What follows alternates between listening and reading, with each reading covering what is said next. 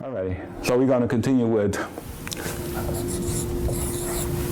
rule number 5, which has to do with a power of a power.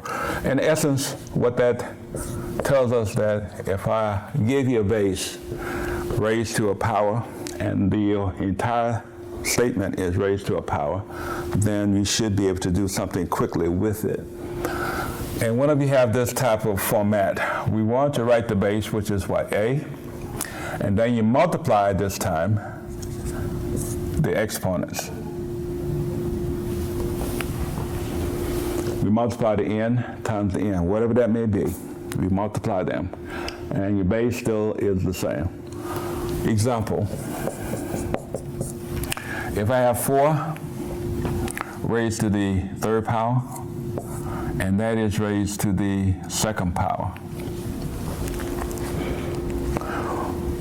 What we would need to do is recognize that you do have that power over power, which means that you're going to multiply the what? The exponents. In this case, you're multiplying the what? 2 and the what? 3. So what we have is your base, which is what? 4, and 3 times 2. And what's 3 times 2? That would give us 6. And in order for us to simplify this even further, you would expand it as we did the first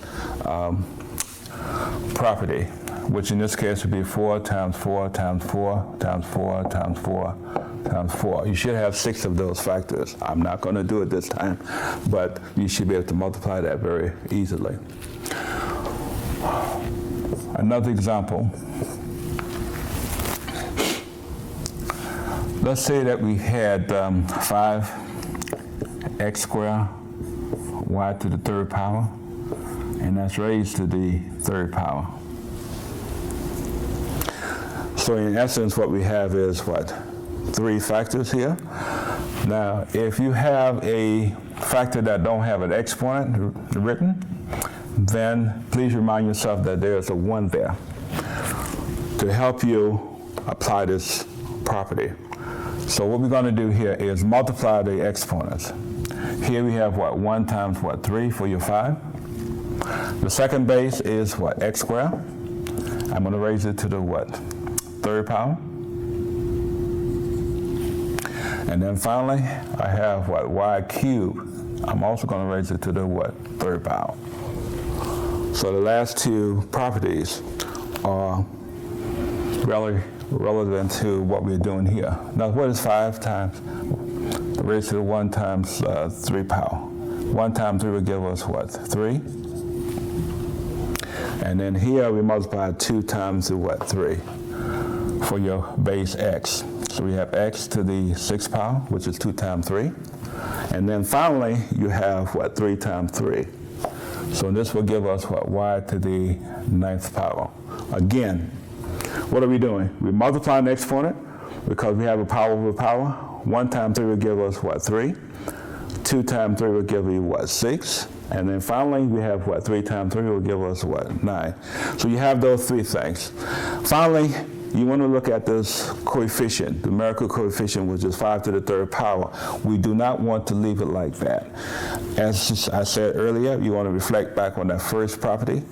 5 to the 3rd power will give us 5 times 5 times what? 5. And since this is very short, we multiply this time. Where 5 times 5 will give us what? 25. And 25 times 5 will give us 125. So our coefficient, our numerical coefficient will be 125. We have x to the what? 6th power, and we have y to the what? 9th power. So bringing all that together, we have 125, x to the 6th, y to the 9th power.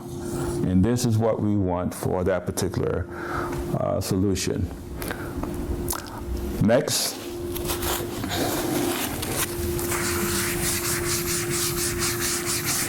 We have a power of a quotient. And the power of a quotient simply states that you have AB raised to the nth power. You notice that you do have a quotient. In this case, that quotient is what? A over B. You have A over B, and then you have the exponent of what? N. Okay?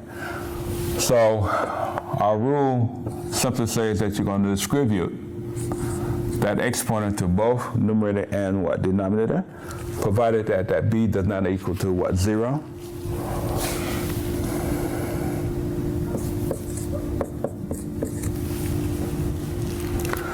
So what we want to have here is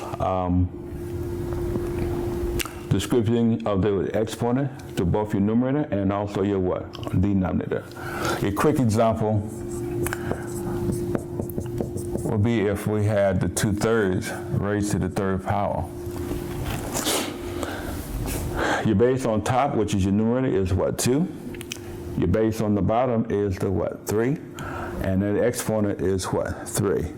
So in doing so, I would distribute, which would be 2 to the third over 3 to the third power.